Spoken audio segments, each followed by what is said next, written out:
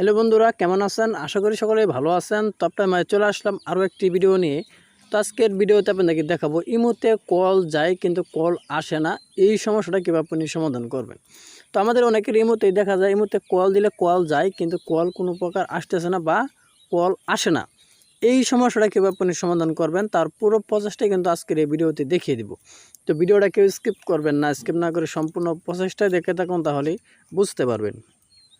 তো কথা আর বাড়াবো না, এখন চলো মূল প্রবচন ভিডিওটা শুরু করা যায়। তো ইমোতে কল যায় কিন্তু কল আসে না, সমাধান করার জন্য আপনি প্রথমে ইমোতে ক্লিক করে দেবেন। ইমোতে ক্লিক করার পর এরকম একটা ইন্টারভিউ শুরু করবে। এখানে আপনি সেটিংসের মতো বা উপরে প্রোফাইল এখানে ক্লিক করে দেবেন। ক্লিক করার পর এরকম একটা ইন্টারভিউ শুরু করতে এখানে আপনি দেখছেন সিকিউরিটি অ্যান্ড প্রাইভেসি, এখানে ক্লিক করে দেবেন। সিকিউরিটি অ্যান্ড প্রাইভেসির উপর ক্লিক করার পর একটু নিচে থেকে স্ক্রল ডাউন করবেন। করার পর এখানে আপনি দেখতে পাচ্ছেন কল নামের একটা অপশন আছে, এখানে ক্লিক করে দেবেন।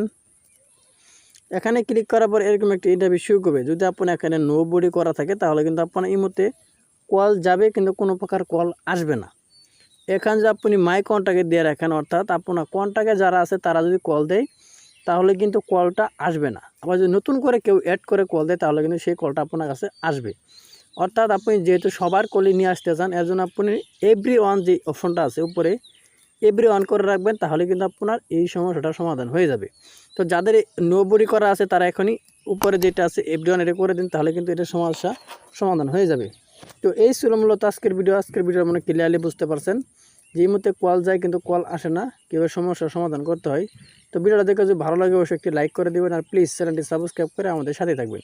তো সবাই ভালো থাকুন, সুস্থ থাকুন, আল্লাহ হাফেজ।